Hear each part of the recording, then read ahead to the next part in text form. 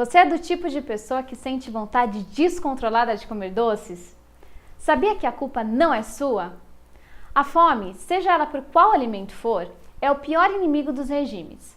Eu sou Karina Sampel, da equipe do programa Magro para Sempre. Por que sentimos uma atração irresistível por doces quando sabemos que eles não são a melhor escolha para o nosso regime? Deixe-me explicar-lhe com 2 estudos de observação do comportamento nutricional no mundo animal. Você já viu girafas roendo osso? Acho que não. A dieta das girafas, como você sabe, é essencialmente de folhas, particularmente as folhas espinhosas de acácias. Elas são vegetarianas. Cientistas observaram um comportamento muito estranho nesses animais. Por que elas mordiscavam carcaças abandonadas e comiam pintinhos e ovos? Os biólogos acharam curioso esse comportamento e anestesiaram os animais e foram analisar o sangue. Eles observaram que existia deficiência de fosfato e cálcio presente nesses alimentos que elas comiam e que estava fora da sua rotina alimentar, tal como a conhecemos. Acontece que a dieta das folhas das acácias é pobre em sais minerais. Observaram ainda que depois de 5 dias dessa dieta, ela voltava a ser vegetariana. E de novo anestesiaram e analisaram o sangue. E sabe o que eles perceberam? Tudo que faltava já estava suprido. Como ela soube que tinha necessidade desses elementos? Como ela sabia que o osso tinha esses elementos e como sabia quando parar? Vamos agora para a ilha de Zanzibar, perto de Tanzânia. Nessa ilha, começaram a desmatar a floresta original para aproveitar para a agricultura. Os animais nativos, sem o alimento original, começaram a comer as plantações desses agricultores. Os cientistas, então, descobriram um comportamento curioso nos macacos.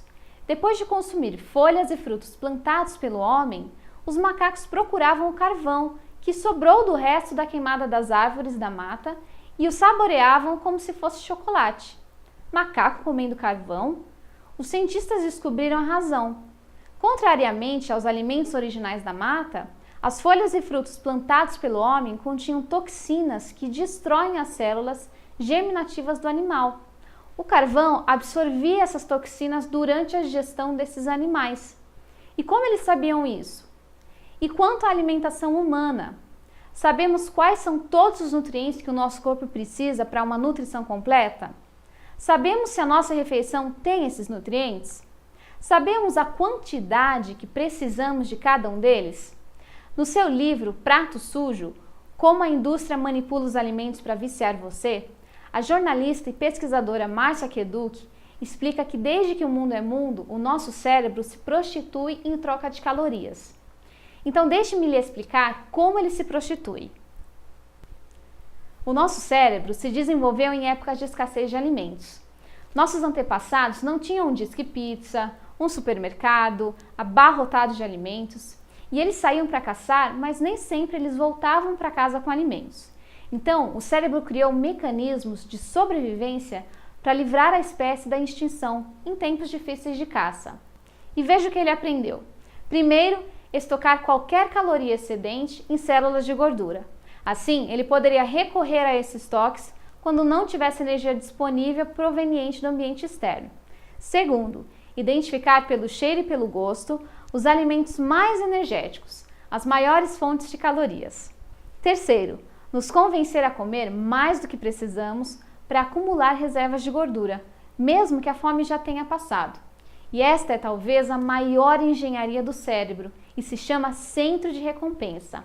Vamos entender como funciona esse centro. Em primeiro lugar, ele desativa temporariamente as defesas, como se você desativasse o antivírus do seu computador, por exemplo, para não travar a execução de algum programa. O nosso cérebro reduz o funcionamento das áreas ligadas ao raciocínio e ao pensamento lógico, para que não venhamos a ter problemas de consciência por comer o que sabemos que não devemos. Em segundo lugar, toda vez que comemos um alimento bem calórico, ele descarrega a dopamina, a sensação do prazer. E a sensação é tão boa que dá vontade de repetir sempre, em um processo parecido com o da excitação sexual. O mais curioso é que, segundo o cientista alimentar americano Steve Winterly, o cérebro é capaz de calcular quanta energia cada alimento vai gerar, através de sensores que estão por toda parte, desde a língua, os olhos e todo o sistema digestivo. Ele diz que quanto mais calórico e agradável for a comida, mais o nosso cérebro vai querer consumi-la e repeti-la. 1 grama de gordura tem 9 calorias, 1 grama de proteína, 4, e 1 grama de quiabo, 0,04. Quando vemos, por exemplo, um cheeseburger com queijo amarelo derretido, saindo pelas bordas, que tem mais gordura que o queijo branco, nós começamos a salivar e o nosso estômago se prepara liberando sucos gástricos que vão dissolver a deliciosa refeição. Antes sequer de nós termos tocado no alimento, o nosso cérebro já idealizou todo o processo, o cheiro, a imagem do cheeseburger e isso não sai da nossa cabeça. Pior que se você comeu um, a dopamina lhe pede outro. E isso acontece com a salada do quiabo? Salivamos e ficamos pensando no delicioso prato? Para a maior parte de nós, não. O nosso cérebro está programado para nos levar ao prazer e segue a lei do menor esforço.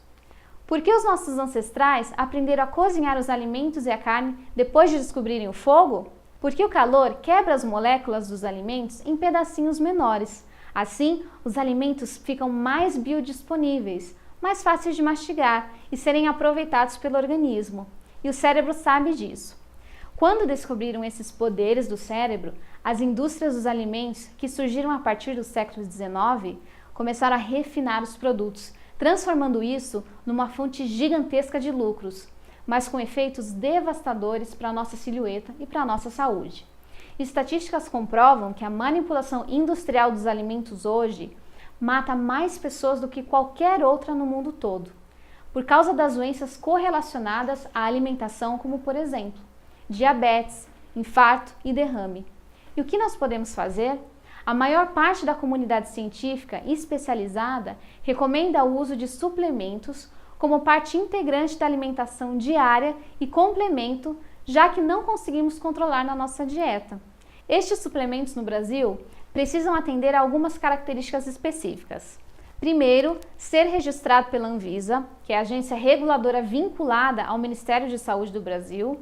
Segundo, não ter menos de 150 calorias e nem mais do que 250.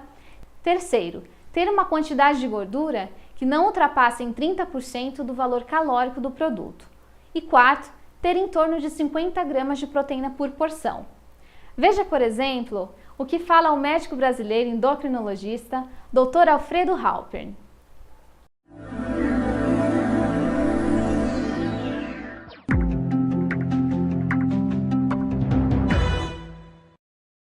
Não. Os shakes para emagrecimento, pelo menos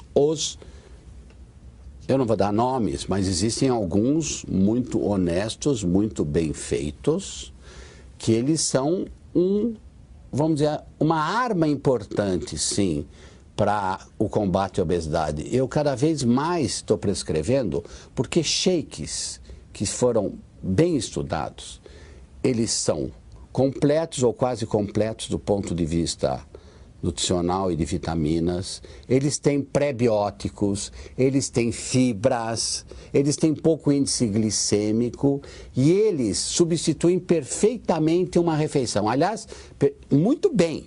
Então, os shakes para emagrecimento honestos, repito, honestos, eles são uma arma importante para a obesidade. Enfim, independentemente da marca de suplementos que você vai usar, não tem como não usar. Eu ficarei muito feliz se você responder a uma pergunta no campo comentários que está aqui à volta da videoaula. Qual o seu maior desafio em perda de peso? O que mais lhe tira o sono no que diz respeito a esse assunto?